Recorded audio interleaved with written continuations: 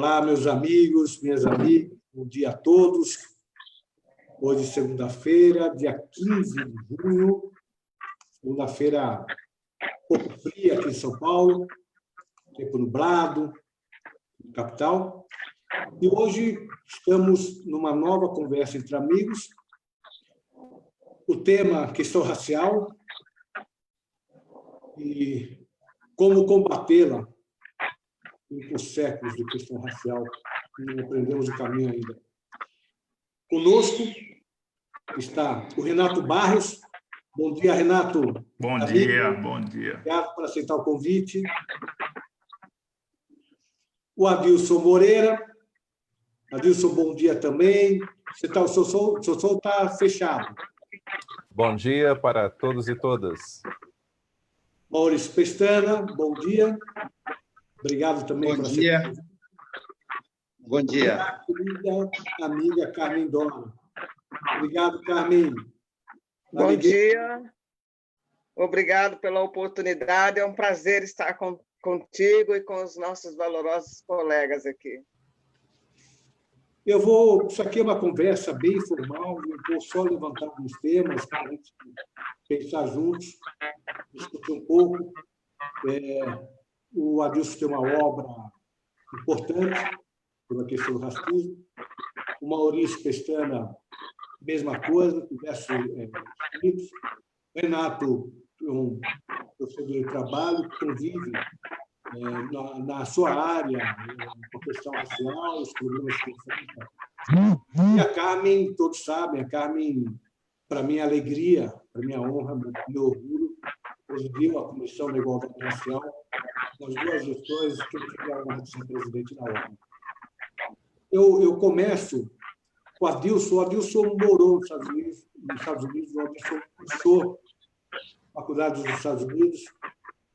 E, Adilson, eu lembro de uma frase do ator Will Smith, que ele dizia que o racismo não está piorando, o racismo está sendo filmado agora. E aí essas cenas que chocaram o mundo, mais uma vez, o movimento de rua nos Estados Unidos contra o racismo, do assassinato cruel de George Floyd.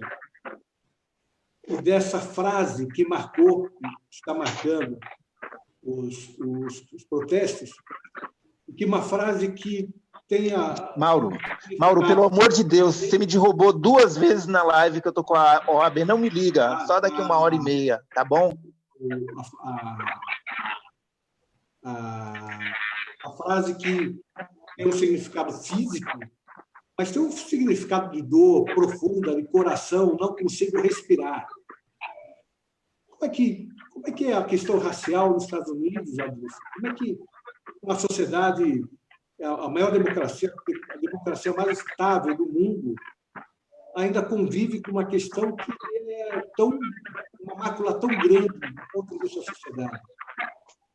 Marcos, bom dia. Bom dia para todos e todas que estão ouvindo. Marcos, veja, o racismo opera da mesma maneira em todas as sociedades que sofrem desse problema. Veja só, o racismo é um sistema de dominação social. Ele faz parte da operação de instituições. E esse é um primeiro parâmetro que nós devemos observar para que nós possamos ter um conhecimento adequado dessa questão. Porque muitas pessoas partem do pressuposto de que o racismo é apenas um problema comportamental, que ele existe apenas no plano individual. Essa foi a reação de muitas autoridades, da mídia e também de cidadãos interpretando o ato daquele policial. Não, aquilo é uma pessoa que se comporta de maneira inadequada perante a população. Aquilo expressa a atitude racista de uma pessoa específica. E nós precisamos estar cientes que o racismo, enquanto sistema de dominação, opera a partir de mecanismos específicos, como, por exemplo, a discriminação institucional. Ela ocorre quando pessoas discriminam outras a partir da condição de representantes de instituições públicas e privadas.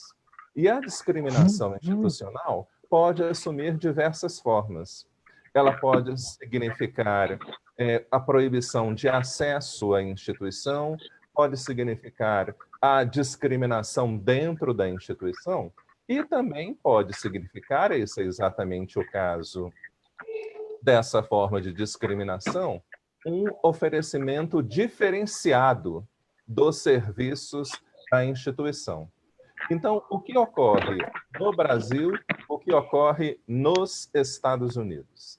A segurança pública não é um serviço oferecido para os diferentes grupos sociais a partir do mesmo parâmetro, a partir de um tratamento equitativo. A força policial sempre teve, ainda tem, o mesmíssimo papel, tanto nos Estados Unidos quanto no Brasil. Servir como um braço para a manutenção do sistema de dominação racial que existe nos Estados Unidos. Vivemos escravidão e depois um período de quase 100 anos de um regime institucionalizado de apartheid social. Então, assim, na verdade, os Estados Unidos, pelo menos a partir da minha perspectiva, nunca foi uma democracia. Os Estados Unidos eram uma ditadura racial até 1964. E a polícia foi o braço armado do Estado para, enforçar, para manter a legalidade desse sistema de segregação racial.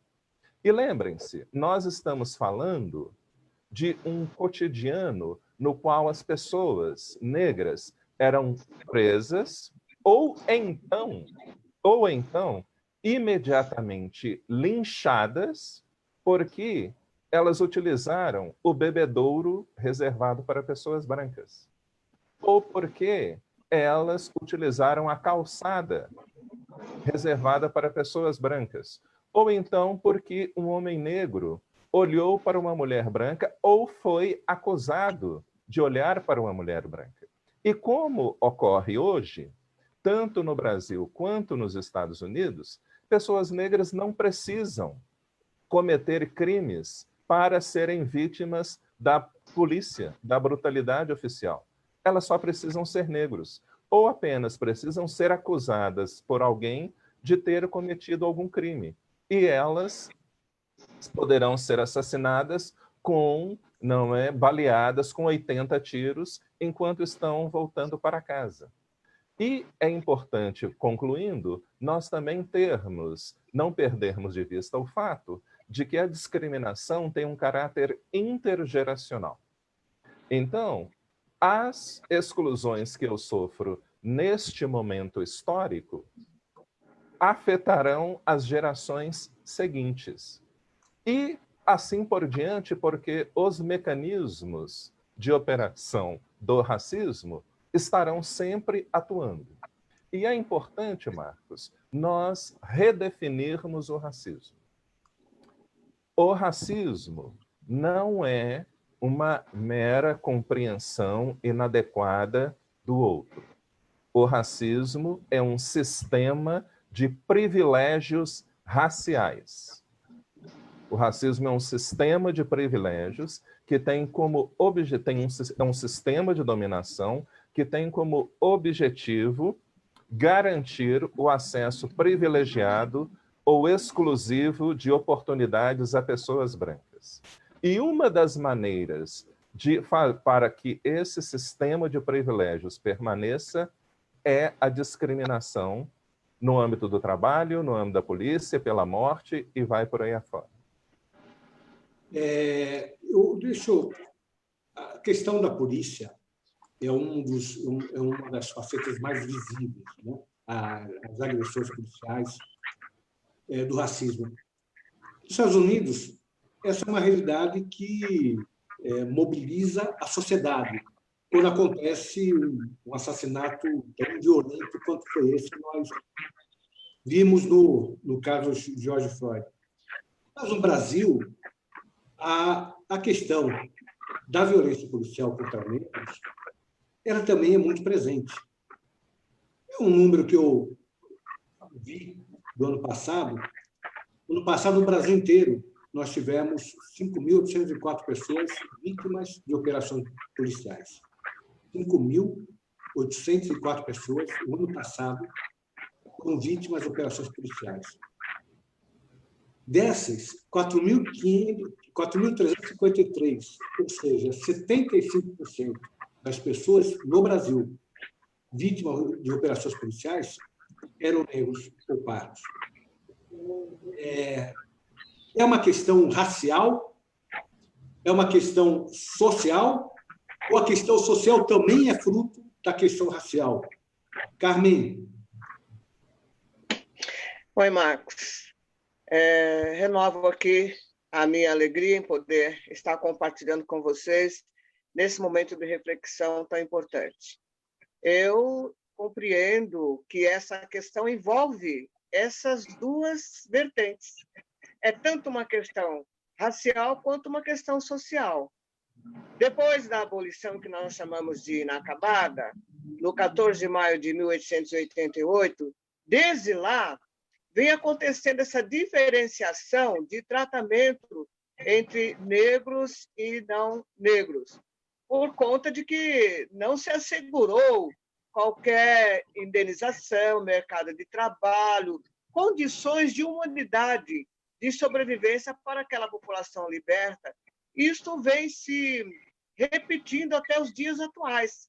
Então, não existe uma equidade, uma igualdade de tratamento real entre a população negra e a população branca, vamos dizer assim, né? E essa questão, a cada vez que chamamos o assunto à reflexão, isto dá muitas indagações, muitas indignações, porque é o célebre jargão, não existe racismo no Brasil, somos todos iguais. Não somos todos iguais. Há uma diferenciação, embora a nossa Constituição Federal diga o contrário, que todos são iguais perante a lei. E aí perguntam, mas não é uma questão social?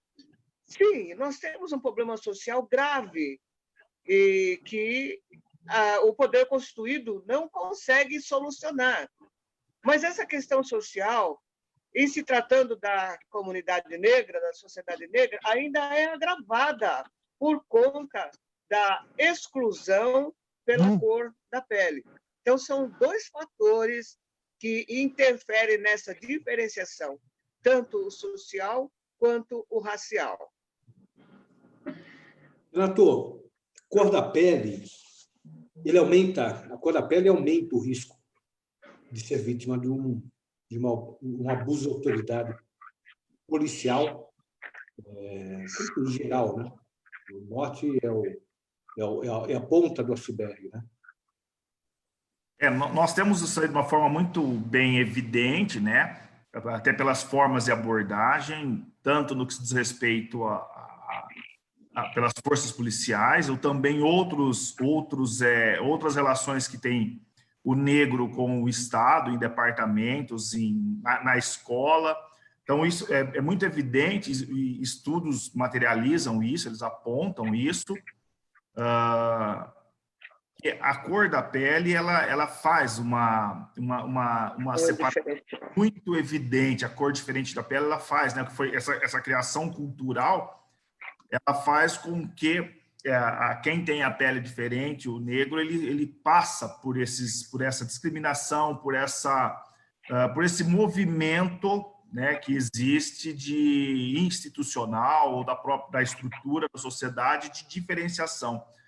E também no ambiente de trabalho, né? Tanto também no serviço público, como também no privado. Então, nós temos aí algumas frentes, como na escola, no serviço público, no privado, e a abordagem policial também é uma forma de enfrentamento que nós temos, né, de resistência que nós temos que ter para tentar superar, se é possível, né, usar esse termo, essa resistência branca que existe. O Maurício está com dificuldade de acessar. A hora que o Maurício acessar, a gente continua conversando. Não, eu estou aqui. Ah, está aqui, ótimo. Maurício, deixa eu lhe perguntar uma coisa.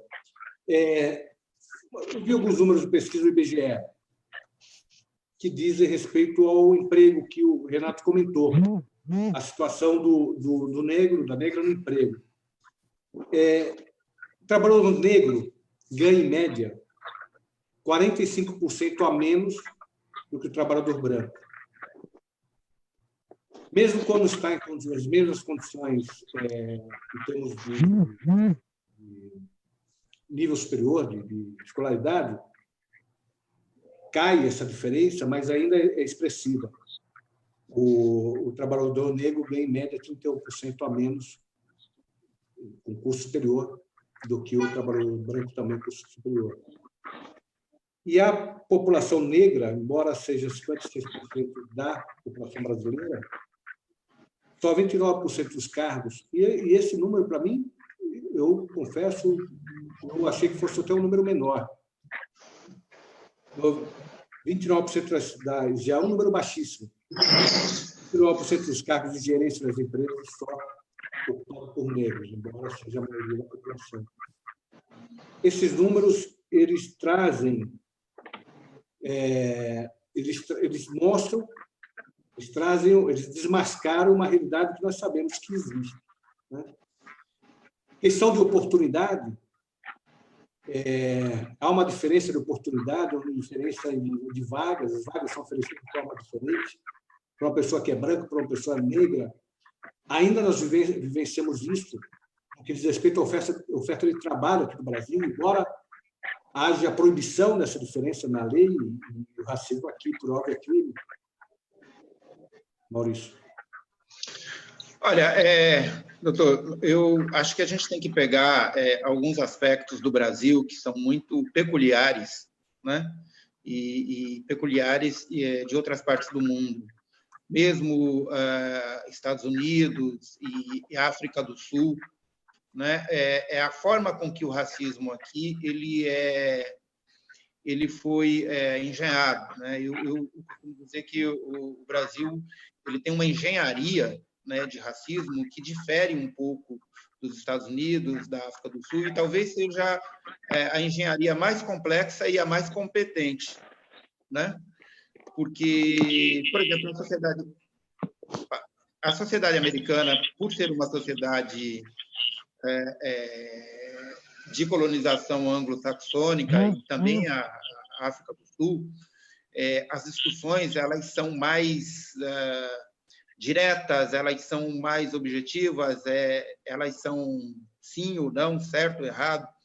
Aqui a gente tem uma dissimulação, não que o racismo aqui não seja visível, né? Mas aqui há uma forma diferenciada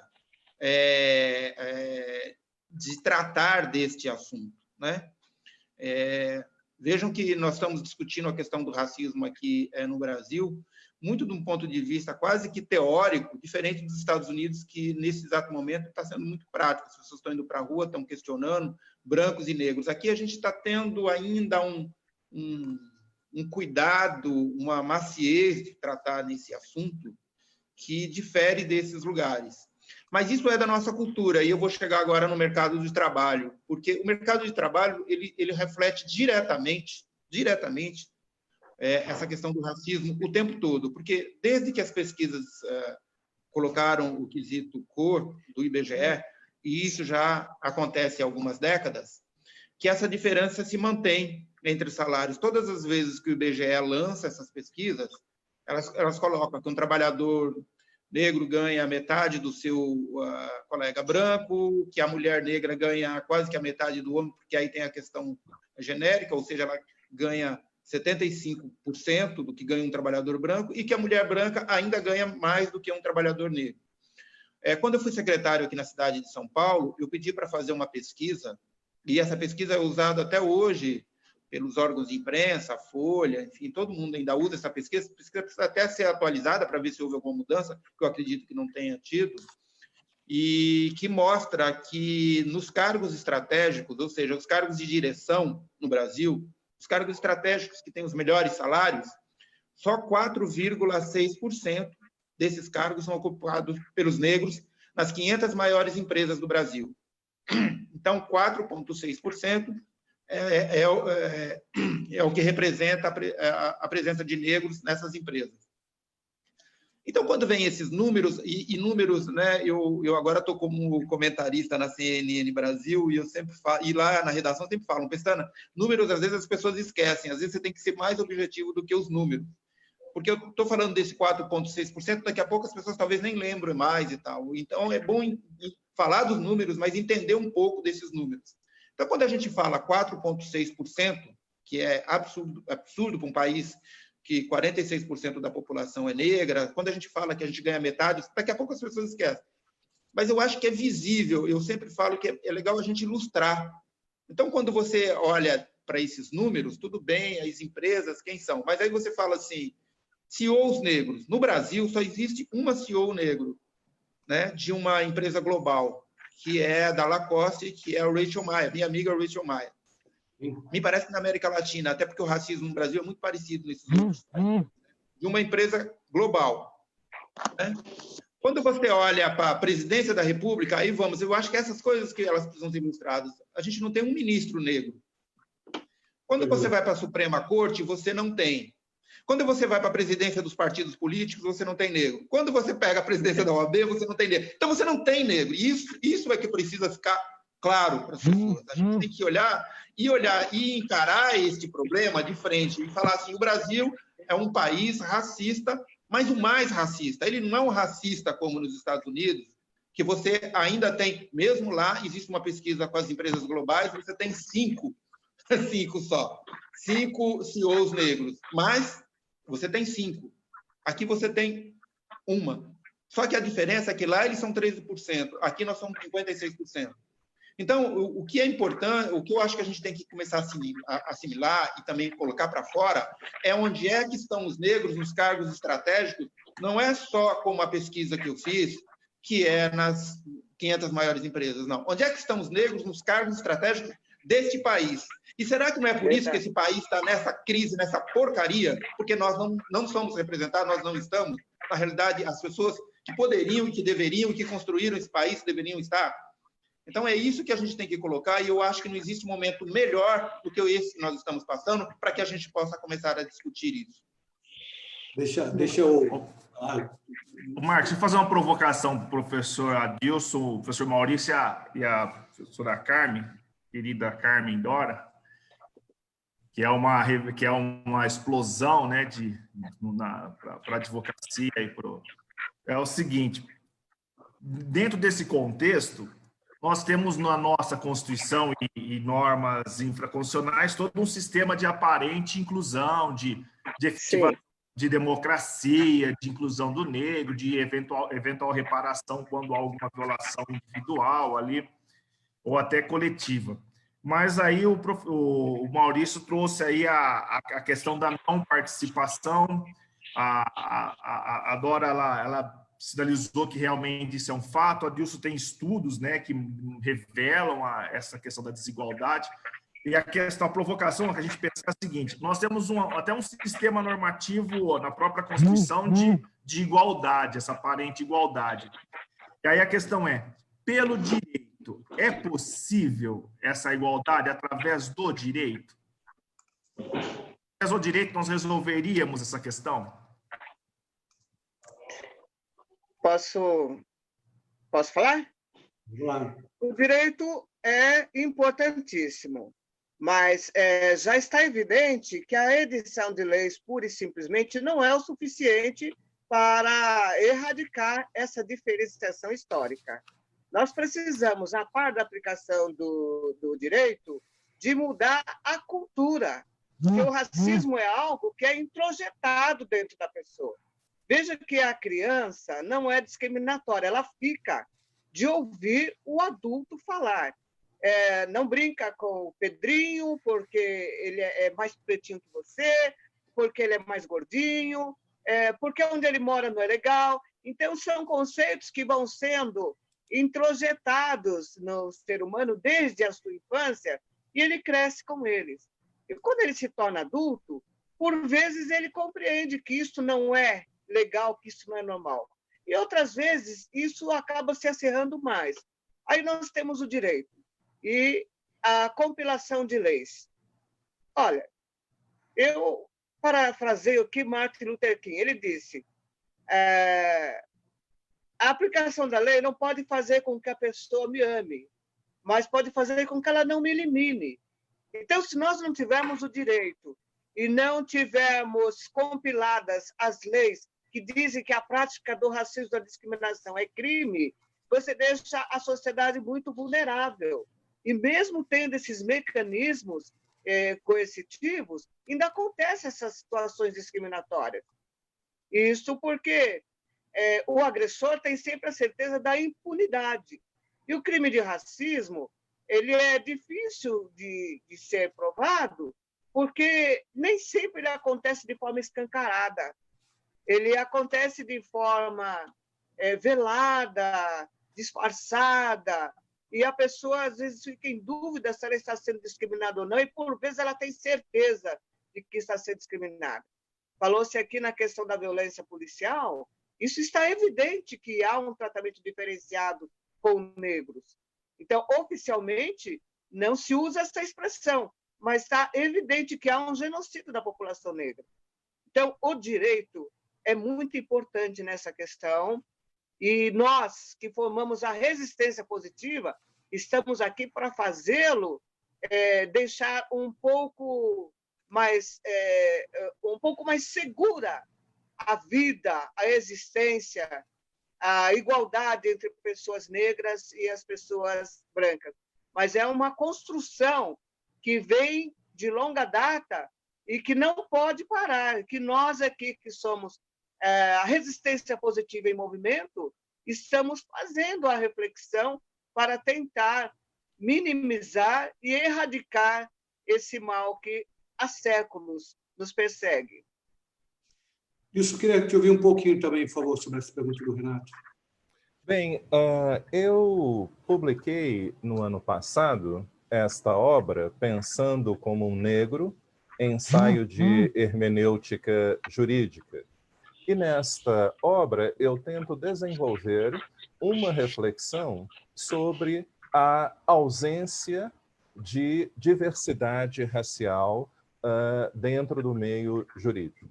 Eu desenvolvo uma reflexão também do fato de que as pessoas juristas não são pessoas neutras. As pessoas estão situadas dentro de relações sociais. E a inserção dessas pessoas nessas relações sociais determinam a percepção delas do que é o direito, de como o direito deve operar em uma sociedade. E a minha posição em relação a isso é a seguinte: o problema do racismo, do sexismo, da homofobia no Brasil não é apenas uma questão de que há ausência de representatividade. É também um problema da cultura jurídica brasileira e, especificamente, um aspecto dela. Nós não sabemos o que é discriminação. Os nossos operadores do direito não têm elementos teóricos adequados para analisar a complexidade dos processos decisórios. Eu passei 12 anos em uma faculdade de direito e nenhum professor da graduação ao doutorado me disse: gente, hoje nós vamos falar sobre discriminação. Discriminação significa isso, isso, isso, isso. E eu tenho certeza absoluta que nem o doutor Renato, nem a doutora Carmen ouviram algum professor na graduação chegar e explicar isso. E como essas pessoas não têm conhecimento teórico sobre o que é discriminação, elas decidem casos a partir de que perspectiva? Do senso comum das relações raciais no Brasil. Então, este é outro elemento. E é por isso que nessa obra, Pensando como um Negro, eu defendo um tipo específico do que é a igualdade, de como a igualdade deve ser interpretada pelos tribunais e qual é a postura interpretativa que os operadores do direito devem ter quando estão analisando questões relacionadas com a classificação racial dos indivíduos. Deixa eu fazer só me permita fazer o registro das pessoas que estão acompanhando. Nós temos diversos amigos e amigas que eu queria muito registrar. Uma dessas pessoas é a Cidinha. A Cidinha é uma amiga pessoal, queridíssima, e foi a primeira mulher negra, na última eleição, a primeira mulher negra a disputar o Senado Federal. Ela disputou o Senado Federal pelo MDB. Uma pena que não tenha sido eleita, queridíssima. Está conosco também outra querida amiga, que é a Clementina, né? Estava sempre conosco lá na OAB. Nessina Costa, Alcione Siqueira, Messias Moraes, Stasis, Helene de Almeida, Paulo Roberto da Silva, que é um amigo lá de Sumaré, a Rosa Ramos, fez um comentário importante que depois eu faço, Constantino Salvatore Morello, também fez outro comentário importante, Fábio Maris, Regina Nascimento, Rita de Cássio, Azevedo, Eloy Miguel Oliveira, que é do PTB, preside o PTB Afro, importantíssimo partido político que está com essa bandeira à frente, Aparecida Silva Fernandes, Paulo Guimarães, Nelson Rodrigues, da Prado, Ezequiel, outro Ezequias, previdenciário, nosso querido amigo, Adilson Pedro Machado, a Cleide Almeida, o Jorge Marques, enfim, a Cleonice Moura, a Cleide Almeida, já falei, a Edna Aparecida Silva, a Patrícia Bravanel, o Antônio Marazzi, muita gente, Neto Basile, muita gente. Eu queria colocar uma questão na linha do que disse o Adilson e na linha do que disse o Maurício, né? Sobre cada um. E aí, identificar, Maurício, você fez um desafio, quando você comentou dos nomes que não tem, a OAB não tem presidente negro. A OAB de São Paulo já teve, há muitos anos atrás, mas foi um presidente negro, Benedito Galvão. Nós tivemos algumas iniciativas, poucas, e eu sempre digo, foi muito pouco para enfrentar a situação, mas para pontuar algumas iniciativas. A Justiça de São Paulo, Wilson, até a década de 2000, não tinha um negro no Tribunal de Justiça. O primeiro negro que foi para o Tribunal de Justiça foi por indicação da Ordem, o Érico Suquiabassa, nosso amigo hoje, desembargador do Tribunal de Justiça. Foi por indicação da OAB de São Paulo, na época presidida pelo meu amigo, meu irmão, o Luiz Flávio Busso. No órgão especial, por exemplo, no Tribunal de Justiça, nunca tivemos o negro. Aliás, há 2 anos tivemos a primeira mulher eleita para o órgão especial do Tribunal de Justiça, nem mulher tinha. Eu, outro dia, fui no evento, eu sou amputado, eu perdi uma perna num acidente de carro. Eu fui no evento, eu já me contei isso aqui uma vez e vou repetir. Era um evento no Tribunal no Memorial da América Latina, promovido esse evento pela Faculdade de Palmares. O Zé Vicente, querido amigo, convidou 13 pessoas para cada uma das pessoas falar 1 minuto sobre a questão do racismo. Eu tive a honra de ser convidado.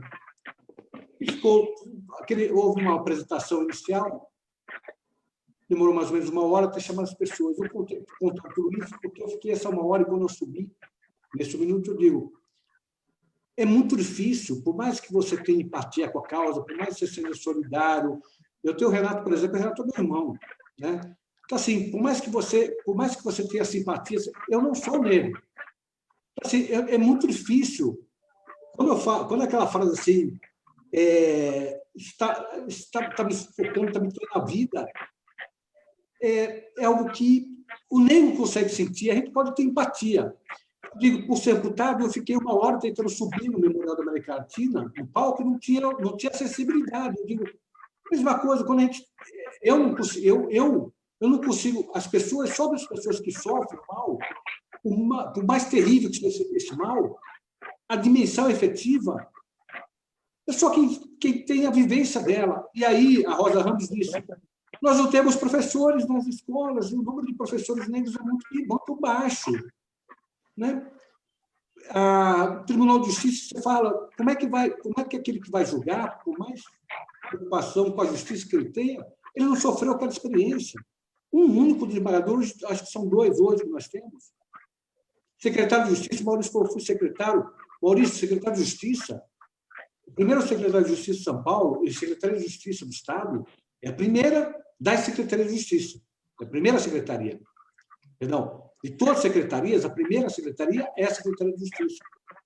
O primeiro negro que foi para a secretaria foi uma indicação da OAB também, que foi o Hélio, que era nosso conselheiro, o Hélio Silva, era nosso conselheiro, nós indicamos. E quem o sucedeu também foi por indicação da ordem, foi o Nício. Prudente também foi por indicação da ordem. Então, assim, é um misto de tudo. Inclusive, o fato de nós não termos pessoas em cargos de direção e também não temos a base, os professores.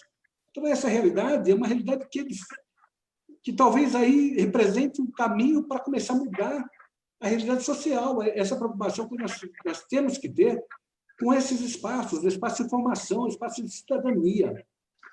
Enfim, está conosco também o Alder Lúcio Rezende, a Di Almeida, querida amiga, está aqui, está acompanhando também, a Dione Almeida.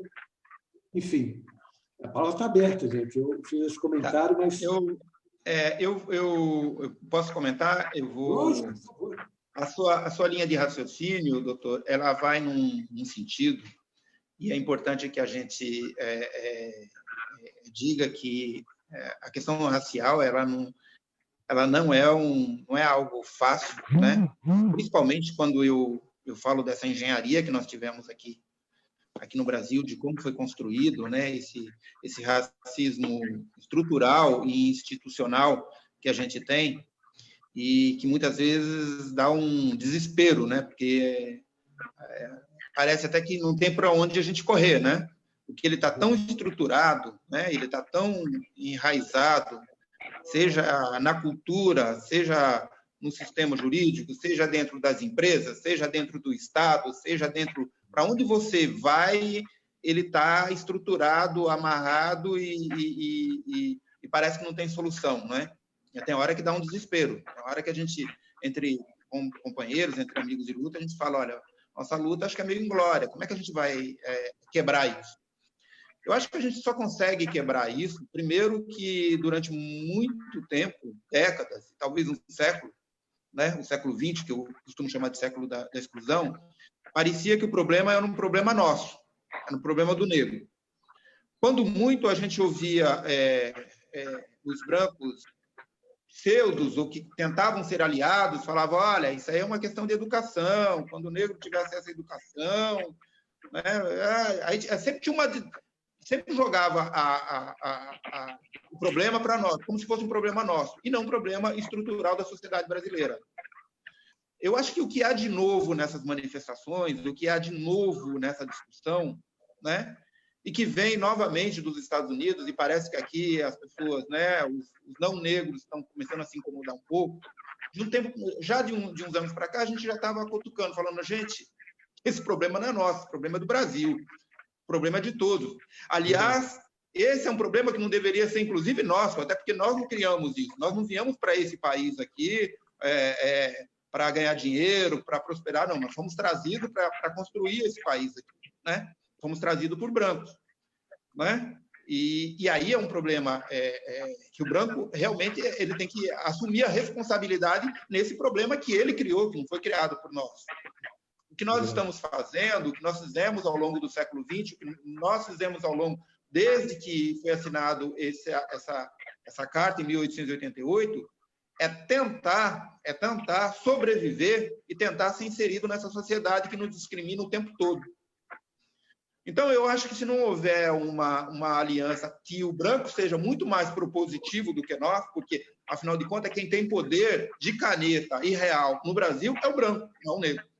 Só ele pode mudar e só ele pode ajudar isso. Nós, é claro, temos que pressionar e pressionamos, damos opções, e todas as vezes que a gente dá alguma opção, essa estrutura branca se repele, haja vista as cotas, né? Que até hoje ainda tem gente que questiona isso. E que a gente estava querendo um direito sagrado, que muitos países já deram para a sua população, que é o direito de estudar. Não estamos nem pedindo, né, grandes coisas, estamos pedindo o direito de frequentar uma universidade decente, como os brancos sempre fizeram aqui no Brasil. Então, eu acho que quando se toma isso, né, porque a gente tem que ser muito consciente de que essa estrutura que foi construída ao longo aí de séculos e foi extremamente nefasta, ela só vai conseguir ser desmontada quando este branco, né, entender que esse é um problema do Brasil. E hoje, esse Brasil, essas estruturas são criadas por ele. Então, é isso. Eu acho que assim, só nós sentimos isso, né? É verdade. Por isso que nós aclamamos tanto, porque a ferida está entre nós. Mas se não houver uma ação também de quem controla essas estruturas, a gente não vai conseguir chegar a lugar nenhum, né? E cada vez mais a gente pode chegar para assim uma explosão sem precedentes. E para complementar a fala do Maurício, se vocês me permitirem, é importante nós enfatizarmos a importância de uma das últimas frases, não é? Quando o Estado cria mecanismos de inclusão racial, por mais insignificantes, por menores que eles sejam, grande parte das elites brancas, grande parte da população branca reage imediatamente, como foi o caso de programas de ações afirmativas, Bolsa Família, Minha Casa Minha Vida. E essa reação vem do fato de que um dos elementos centrais do racismo é a diferenciação de status cultural.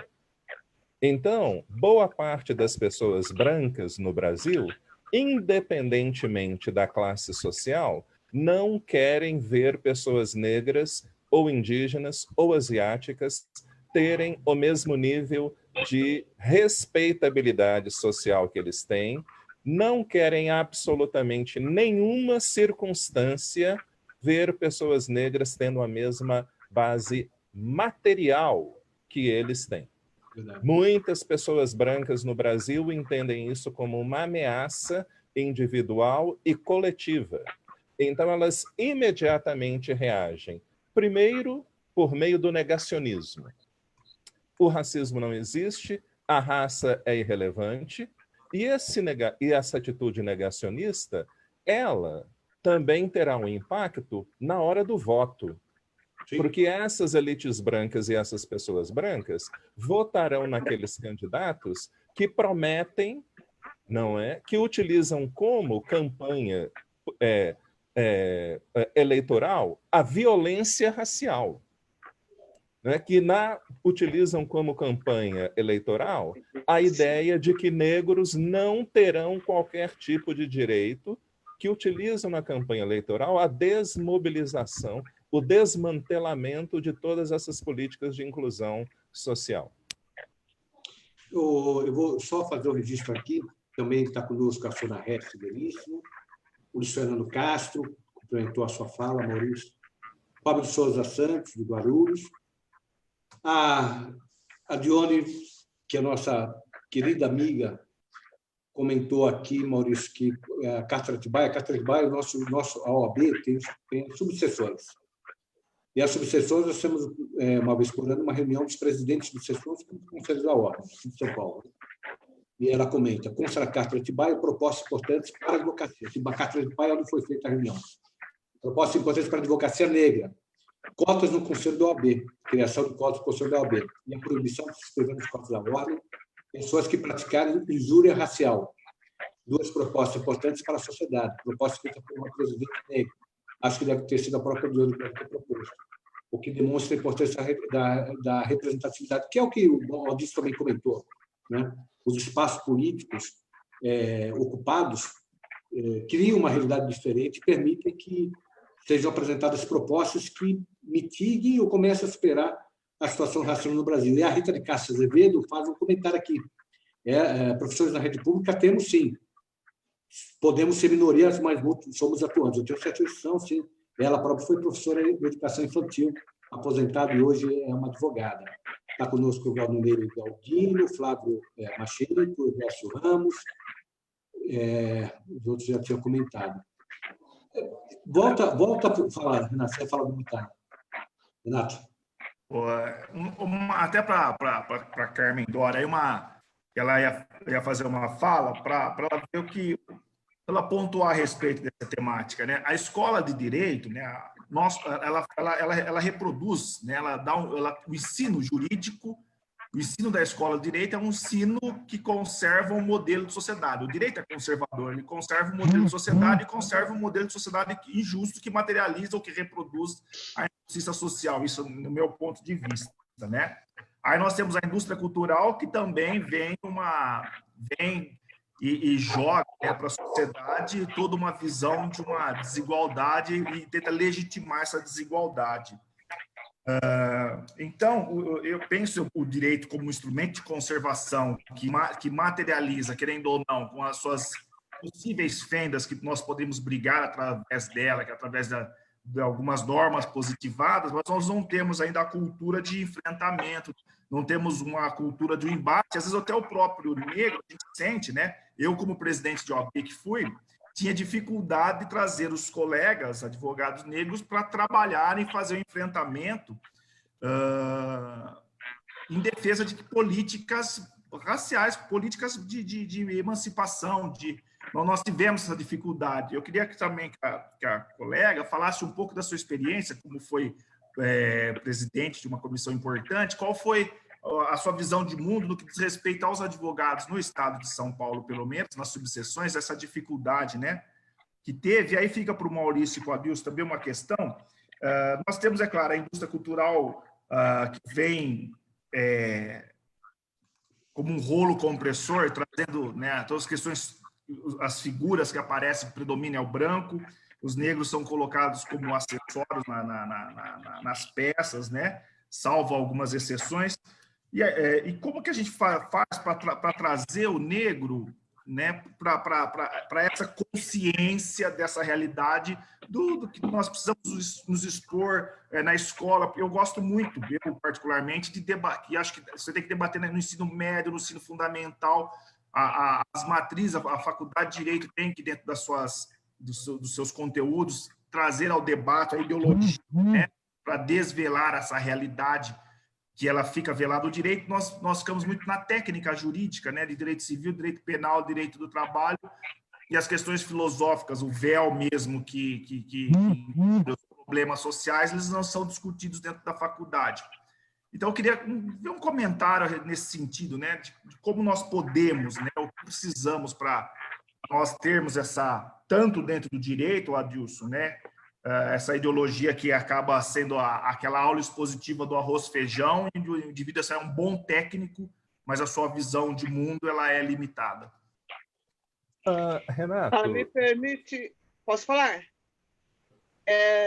Nós somos invisíveis perante a mídia, perante a grande imprensa.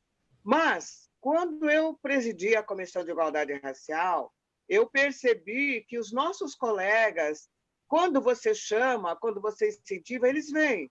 Porque o discurso do opressor é no sentido de que não adianta, de que vamos discutir aquelas questões que já estão superadas, que é sempre falar sobre o leite derramado, a expressão que se usa, mas a partir do instante em que os colegas e os parceiros e os apoiadores da igualdade de oportunidade vieram para a ordem para ver qual é o nível das nossas discussões, perceberam que nós estamos muito avançados. O que acontece é a falta de oportunidade. Isso é resquício da escravidão, que não quer que negros e negras ocupem o mesmo lugar no espaço. O nosso Poder Judiciário ele é majoritariamente branco. A autoridade, quando chega em algum lugar, ele não precisa dizer eu sou um juiz ou eu sou um promotor, porque a própria postura já dá a entender que é alguém diferenciado. E sendo alguém diferenciado, não sofre discriminações. Então, quando chega para essas autoridades uma questão racial para ser decidida, ele diz, mas isso não existe. Por que ele diz isso? Porque ele nunca sofreu discriminação. Então, se ele nunca sofreu, ele parte do pressuposto que essa é uma questão secundária, como da mesma forma como é entendido por grande número de cidadãos que a questão negra é uma questão secundária. Então, não se dá o devido valor, o devido respeito à pessoa negra. Na faculdade, na minha turma, por exemplo, eu era única. Estudei de manhã. Eram pouquíssimos os alunos negros que estudavam de manhã. E a gente não compete em igualdade, porque nós temos que trabalhar, temos as outras atividades, né? Então, é mais difícil, mas não é impossível. Então, não é porque nós não queremos que não estamos lá, é que precisamos de maior incentivo. Quando o Maurício referenciou a questão das cotas, a questão da cota é uma reparação histórica, mas nós ouvimos exatamente o contrário daqueles que não querem a inserção do negro. Então, toda vez que se cria um mecanismo que vem em benefício a essa sociedade, que vai, de alguma forma, promover a inserção, sempre aparecem aqueles oportunistas que dizem, mas isso não é bom, isto é racismo ao contrário, não podemos concordar. É o racismo estrutural que está introjetado dentro da pessoa, e essa pessoa, que é um racista, quer fazer com que os outros aceitem a ideia dele como correta. E aí, nós aqui, que fazemos a resistência positiva, temos que fazer esse trabalho inverso de conscientização para que prevaleçam esses mecanismos, essas políticas de ação afirmativa que visam integrar o negro nos postos de comando, no poder judiciário, nos postos de chefia, para que nós possamos ter uma igualdade mais real e não apenas formal. Porque, de acordo com aquilo que está escrito, não tem nenhum erro. Porque se a Constituição diz somos todos iguais perante a lei, então o que os racistas sempre se apegam? Não, mas a Constituição diz isso. Só que isso não é uma verdade real, é uma verdade formal. Mas, ainda que a passos lentos, nós estamos conseguindo mudar. E vamos mudar ainda mais. Não dá para parar esse trabalho. É um trabalho de conscientização, de reeducação, de transmissão da cultura, diuturnamente sendo obrigatório de ser praticado. O Dilson ia falar uma coisa. Renato, eu procuro criar algumas estratégias para superar essa questão. Então, eu sou um professor universitário e eu sempre tenho uma atitude proativa dentro da sala de aula e também enquanto pesquisador. Então, eu não dou aulas meramente expositivas. Eu chego, proponho a discussão de um tema, apresento o tema que será debatido e primeiro eu pergunto quais são as opiniões dos alunos. E faço questão de deixar muito claro para as minhas turmas que eu quero ouvir as vozes que são sempre caladas e invisibilizadas. Então, primeiro eu pergunto às mulheres, depois pergunto negros, depois pergunto portadores de limitações físicas, depois abro a fala para outras pessoas. Então, eu faço todo o possível para que os alunos brancos heterossexuais de classe alta, que são a maioria dos meus alunos, tomem conhecimento de qual é a realidade do negro, da mulher, do homossexual, da pessoa periférica. Segundo, enquanto pesquisador, e pesquisador no campo do direito constitucional, no campo dos direitos humanos, no campo da psicologia jurídica, eu incentivo alunos negros, alunos de minorias, não é? Alunos gays, etc., a fazer pesquisa. Eu me coloco à disposição, oriento esses trabalhos de iniciação científica, de TCC, e isso é relevante porque é necessária a produção de conhecimento dessas pessoas para que a sociedade se torne possível, né? Para que a solução dos problemas que eles enfrentam se torne possível. Além disso, além da produção do conhecimento, isso também é uma técnica de empoderamento desses alunos. Então, nós temos agora um processo de diversificação do nosso corpo docente, de pessoas que estavam fora da universidade, que vêm para as universidades, e agora elas não querem apenas sentar nas cadeiras e ouvirem o que pessoas brancas heterossexuais de classe alta, que não sabem nada da vida cotidiana delas, têm a dizer.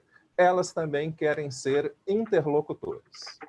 Eu quero falar da minha realidade, eu quero pesquisar a minha realidade, não é? E mais uma vez, eu volto à necessidade de você estabelecer uma igualdade de status cultural, e agora eu entro na segunda parte da sua questão.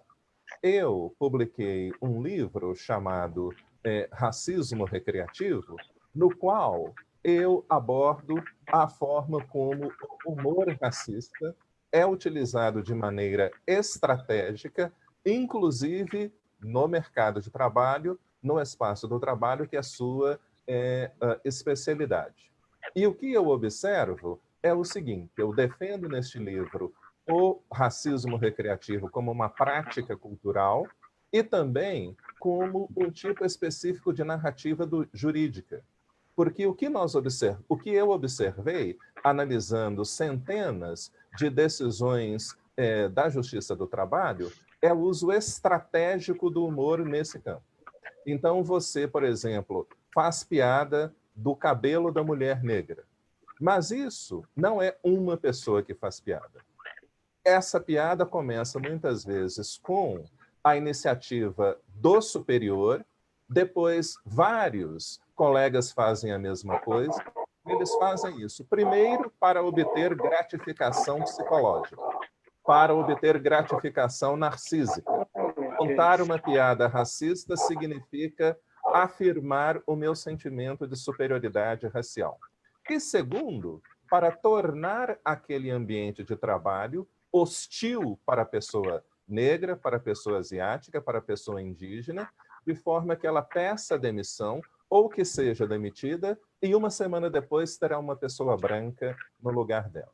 E quando nós analisamos o conteúdo dessas piadas, elas vêm exatamente dos tipos de estereótipos negativos que circulam nos meios de comunicação, que circulam por meio dos personagens negros estereotipados. Não é como João Macalé, como Mussum, como Adelaide, como Vera Verão. Só pessoas, são sempre personagens negros, mas cujas falas são escritas por pessoas brancas em redes de televisão inteiramente controladas por pessoas brancas. Então, você tem um mecanismo de dominação social que justifica, criado para, não é, degradar moralmente pessoas negras. Agora, o racismo, o humor racista, ele permite que pessoas brancas e instituições controladas por pessoas brancas expressem condescendência, desprezo e ódio por negros, mas ele também permite que essas pessoas brancas e essas instituições controladas por pessoas brancas mantenham uma imagem social positiva. E por que eu estou citando este livro, esse trabalho? Este trabalho, que felizmente e já vendeu mais de 20 mil cópias, está aí sempre na lista dos mais vendidos, é um trabalho de um homem negro, de um professor negro. E quando eu fui colecionar referências bibliográficas para analisar crimes contra a honra, simplesmente não havia livros. A última obra publicada sobre esse assunto foi de 1999. E por que os crimes contra a honra não têm relevância no Brasil? Porque quem são as vítimas desses crimes? Negros, mulheres, homossexuais. Então, para que eu vou me preocupar com isso? Então, foi agora que um homem negro começou a se voltar para esse tipo de crime para colocar, não, olha aqui a realidade.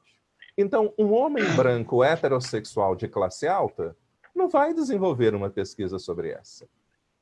Não é? Isso é invisível para ele. Totalmente invisível para ele.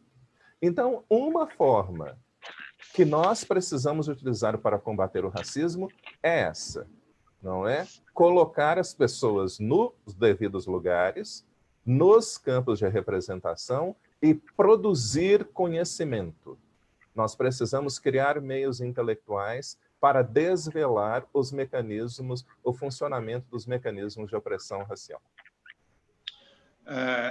Só agora, acho que complementando um pouco o que o professor Adilson falou, e talvez fazendo uma reflexão, eu acho muito importante o porquê nós estamos aqui, né, nesse momento, né, e o porquê toda essa movimentação, né, ela se dá muito por conta do momento que a gente está vivendo, um pouco do que estourou nos Estados Unidos e que não teve jeito de ter reflexo no mundo inteiro, afinal de contas, enfim, lá é a maior potência do mundo, e, é claro, nós estamos tentando olhar um pouco para o nosso quintal e para o nosso território, porque senão nós nem estaríamos aqui, né? Haja vista que, como eu conversando esse final de semana com um ativista, né, eu falei, uma das coisas que mais me cobram, e, aliás, foi uma coisa que foi comentada, acho que, se eu não me engano, na primeira pergunta, né, que foi endereçada a nós, eu não respondi, por que há uma explosão tão grande nos Estados Unidos, né, quando morre um negro, e aqui no Brasil parece que a gente não atua, né, a gente não se manifesta, né? E uma coisa que eu ouvi esse final de semana, eu gostei muito, é que se a gente tivesse que se manifestar aqui, a gente teria que fazer uma manifestação a cada hora, né? Então, ficaria muito difícil a gente fazer toda hora a manifestação, porque toda hora, né, ou até menos de uma hora, está morrendo um negro aqui. Mas eu acho que o que eu tenho pensado muito e tenho refletido muito, que eu acho que este é um momento, inclusive de nós, como ativistas, pessoas que estão trabalhando com a questão racial há tantos anos, eu estou nessa luta há mais de 30 anos, há quase 40 anos, de fazer um balanço, né? Do que avançou, e eu acho até que nós avançamos bastante, né? E do que não avançou, e do que está deixando a desejar para que a gente estivesse num outro patamar. Nesse balanço que eu tenho feito, e eu acho, eu olho, desde a primeira cartilha que eu fiz, o Negro no Mercado de Trabalho, no governo Montoro, né, que foi a primeira publicação que o Estado resolveu fazer, foi o primeiro governo que, depois do pós-ditadura, que admitiu que havia racismo. Criou o primeiro Conselho da Igualdade Racial, né? Montoro criou o primeiro Conselho. Exato. O Montoro, enfim, esse governo Montoro foi o que começou, foi a primeira estrutura do Estado para falar da questão racial. O que avançou, o que não avançou? O que eu percebo, aí numa visão, eu poderia dizer que várias coisas, eu acho que Estatuto da Igualdade Racial, eu acho que ter um Ministério da Igualdade Racial, a gente teve uma série de coisas, e principalmente a questão da discussão, a pauta da discussão racial, porque a gente ficou tanto tempo, né, com uma ditadura militar negando que no Brasil havia racismo. O que eu percebo é que nós discutimos muito, nós debatemos muito, a gente fica falando o tempo todo do racismo, do racismo, do racismo. O que de prático existe? O que de prático foi feito, né? Pouquíssimas coisas, pouquíssimos avanços. As estruturas continuam, né? Tanto quanto estavam aí há 20, a 30, 50 anos, a 100 anos atrás. O que eu acho que tem que ser feito agora, e que é o que há de novo principalmente nas manifestações dos Estados Unidos aqui, é a presença, e aí eu vou reforçar isso, a presença cada vez maior de brancos, né? Entendendo que se eles não tiverem agindo e empurrando, e impulsionando, e estando juntos, nós não vamos chegar, porque isso não é um problema só do negro. Mas eu acho que a gente tem que ir além. Eu acho que a gente tem que ser um pouco mais proativos, mais radicais. Eu acho que os brancos no Brasil eles têm que começar a pensar como é que é um dia de negro, você entendeu? Acho que tem que ter isso. Porque uma coisa que eu estava discutindo agora recentemente num debate é que os brancos não sabem, por mais que a gente ficou o tempo todo debatendo, fazendo seminário, fazendo agora lives, os brancos não sabem quase nada sobre nós. Nós sabemos tudo sobre os brancos, sabe por quê? Porque as revistas são brancas, os jornais são brancos, a televisão é branca, a escola é branca, os livros didáticos são brancos, a gente sabe tudo sobre os brancos. O que é que os brancos sabem sobre nós? Absolutamente nada. Não sabe como é que a gente vive, como é que a gente mora, como é que a gente come, como é que a gente fala. A não ser quando vai ali lá na escola de samba, no carnaval e tudo mais, e ainda vai para dominar, com uma visão branca, que é o que tem feito. Eu acho que o que tem que começar a ser discutido, e eu estou cansado já de falar dos nossos problemas, eu acho que tem que ser assumido pelos brancos no Brasil. Nós precisamos saber o que é esse lugar de negro. Como é que o cara conseguiu chegar o Dr. Ed, você falou aqui do Dr. Ed até acompanha lá, colaborador nosso na revista Raça. Como é que um Dr. Ed chega onde chega? E por que não chegou além? Eu acho que isto é que precisa ser internalizado. Eu acho que o branco no Brasil ele precisa começar a entender, ele precisa viver um dia de negro, 2 dias de negro, uma semana de negro, se colocar no lugar do outro, saber como é que esse cara mora, onde esse cara mora, quais são... Porque se a gente ficar muito na discussão teórica, eu estou cansado de educar negro. Eu falo, olha, eu tenho falado, inclusive, para algumas empresas na quais eu dou consultoria, falo, vocês têm que, no mínimo, assinar a revista Raça. Manda para os seus diretores, para os seus funcionários, a revista Raça. Todo mês vocês vão ter uma revista lá que fala só de negro. Vocês precisam começar a entender o negro, porque vocês não sabem nada a nosso respeito. Então, isso é muito importante. Maurício deu uma trava... Voltou. Ele está numa travadinha no final, mas voltou. A gente está com o tempo em cima, mas eu queria deixar um pouquinho mais. Agora saiu mesmo. Agora travou mesmo. Eu queria deixar um pouquinho mais. Adilson, o Carmen presidiu a comissão nossa da igualdade racial. Uma das coisas que nós tentamos, não conseguimos concluir o projeto, o professor Natanael está ainda em desenvolvimento, mas tentamos construir na nossa gestão, era uma edição, um livro, que falasse sobre a participação do negro na construção da justiça. Nós tivemos grandes juristas negros. Oi, doutor. Tinha caído minha conexão, desculpe, mais uma vez. Não, Maurício, eu estava comentando aqui que um projeto que tinha sido iniciado na gestão da OAB, infelizmente não conseguimos concluir a tempo, e que hoje ainda está sendo encaminhado para o professor Natanael, era um livro sobre a contribuição do negro na justiça. Nós tivemos grandes juristas negros e precisamos mostrar qual foi a participação do negro na construção do direito no Brasil, né? Especialmente na visão da justiça. Nós não conseguimos construir o livro, não conseguimos concluir o livro, infelizmente. São projetos que ficou pendente e ainda está caminhando, né? Parou, mas não finalizou ainda. E a contribuição que o negro deu para diversos segmentos da sociedade foi imensa, no mais do Brasil. Isso é uma coisa que a gente precisa destacar. E nesse trabalho, algo que me deixa muito orgulhoso, a Carmen foi fundamental nisso, começou no Conselho Federal, começou em Brasília, e nós demos sequência aqui também, fizemos uma parceria. Foi a primeira vez que demos o título de advogado para alguém falecido. Isso nunca tinha acontecido. E para o Luiz Gama. E o Luiz Gama, nós tínhamos esse movimento da ordem, foi muito legal, foi um negócio que realmente Sensacional. Resgatou, a gente conseguiu, Carmen, resgatar uma figura importante.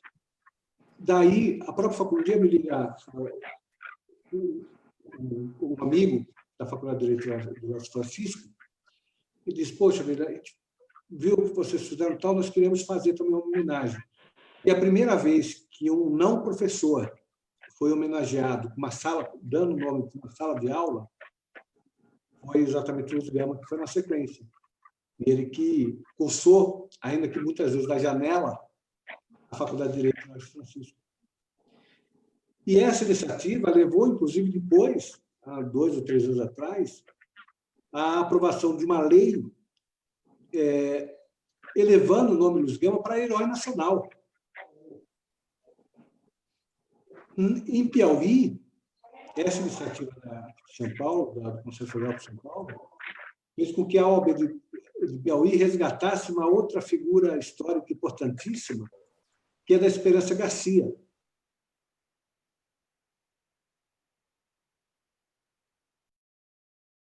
Vez que foi concedido no Piauí, é muito pouco, mas são registros que acho que precisam ser feitos para mostrar que nós temos. Eu acredito muito na força do exemplo, sabe? Adilson, Renato, Carmen, Renato, eu sempre digo isso. Eu acredito realmente muito na força do exemplo. E nós precisamos. Eu não tenho dúvida da relevância de uma iniciativa como essa. E, na verdade, Marcos, a minha tese do doutoramento que eu escrevi na Faculdade de Direito da Universidade de Harvard tem exatamente esse tópico. Ela será publicada agora no 2º semestre deste ano e se chama Raça, Constituição e Justiça, Estratégias de Exclusão e de Inclusão Racial na História Constitucional Brasileira. E eu analiso nessa tese toda a movimentação de intelectuais negros durante a nossa história para a efetivação dos ideais liberais, dos ideais jurídicos, dos ideais políticos presentes nos nossos sistemas constitucionais ao longo dos últimos 200 anos. Então, o meu objetivo nesse livro, na minha tese de doutoramento, foi exatamente demonstrar o papel da intelectualidade negra no avanço da cultura democrática no nosso país. Perfeito. Importantíssimo. Marcos, eu só queria acrescer aos personagens que você citou o Benedito Galvão, que foi um resgate também da Seccional Paulista da OAB, para a inserção do retrato dele na Galeria de Presidentes. E, na minha gestão, nós tivemos a ideia de instituir o prêmio Dr. Benedito Galvão, que é outorgado àqueles que se destacam no combate às discriminações e preconceitos e que têm um trabalho reconhecido nesta área. Esse é o objetivo. E por que ele é uma estatueta? Porque nós queríamos que fosse o Oscar da negritude. E nós tivemos a oportunidade de agraciar diferentes personalidades. O Maurício foi um dos agraciados. A nossa Miss Brasil negra, o Ângelo Assunção, aquele ginasta que foi discriminado. Então, são pessoas que fazem a diferença no cotidiano, mas que, pela invisibilidade que a mídia nos impõe, nem todo mundo fica sabendo. Mas nós estamos aqui e o nosso prêmio Benedito Galvão já entrou para a história e vai continuar fazendo a diferença. E agradecemos a você, Marcos, que deu todo o incentivo para que isso se materializasse. O meu sentimento, Carmen, de coração, é de que foi muito pouco, eu deveria ter feito mais, sempre poderia ter feito muito mais. Eu vou encerrar, mas eu vou encerrar com números que embora, Maurício, eu acho que os números, às vezes, eles permitem a gente refletir também, né? Como você disse, eles apagam na memória, mas pelo menos eles servem como um retrato. Quase metade dos negros no Brasil vivem em domicílios sem saneamento básico, sem acesso a esgoto, sem acesso à água potável. Os brancos são 28%, os negros, 50%. 80% dos brancos entre 18 e 24 anos estudam. 80% dos brancos que estudam entre 18 e 24 anos estão em universidades. 50% só de negros. E entre os 10 brasileiros de menor renda, 75% são negros. E aí, essa é a realidade de um país que foi o último das Américas a acabar com a abolição, acabar com a escravatura. Gente, eu agradeço mais uma vez, vou passar a palavra para cada um. Infelizmente, nós temos questão de tempo, mas fica aqui o pedido de que nós possamos voltar a esse tema outras vezes em breve. Adilson, muito obrigado pela participação. Foi um prazer, meu caro. Maurício, obrigado da mesma forma por ter participado dessa conversa. Foi um prazer estar aqui, um prazer novamente estar aí com o senhor, com a doutora Dora, e agradecer que eu acho que recebi o prêmio Galvão na primeira edição, e me orgulho, tenho ele aqui guardado no... Renato, está sem som. Você já falou muito, está sem som. Um grande prazer. O Adilson, eu já pedi para comprar os 2 livros aqui, Pensando como Negro e o que é Racismo Recreativo. Já fiz o pedido de compra, vou fazer a leitura. Obrigado por nos presentear. Aí, quando a tese de doutorado estiver no mercado, eu quero adquiri-la ou baixá-la. O Maurício, a Carmen, agradecer, né, por estar com pessoas brilhantes e deixar aqui, Marcos. Nós temos que ter ações, né, práticas, né, como o professor Adilson trouxe o exemplo e o Maurício falou, nós temos que transcender, né, a teoria, o papel e a lei e termos resistências práticas, efetivamente, para que nós possamos aí evoluir, emancipar e o povo negro ocupem os seus espaços, né? Não apenas aí lavando roupa e trabalhando de empregado, mas também construindo uma sociedade melhor. Então, parabéns mais uma vez. E, se você me permite, Marcos, eu quero também anunciar que, em breve, a editora Contracorrente publicará o meu Tratado de Direito Antidiscriminatório. Essa obra será publicada agora no segundo semestre e será a primeira vez que nós teremos uma obra jurídica destinada à discussão sobre as mais diversas formas de interpretação, manifestação da igualdade, diversas teorias de discriminação e também propostas de inclusão para todos os grupos minoritários. Vamos, quando você lançar, vamos anunciar e vamos fazer uma outra live falando sobre o livro. Será um prazer. Carmen, deixo você por último. Pois é, mas Foi para fechar com chave de ouro, querido. Foi para fechar com chave de ouro.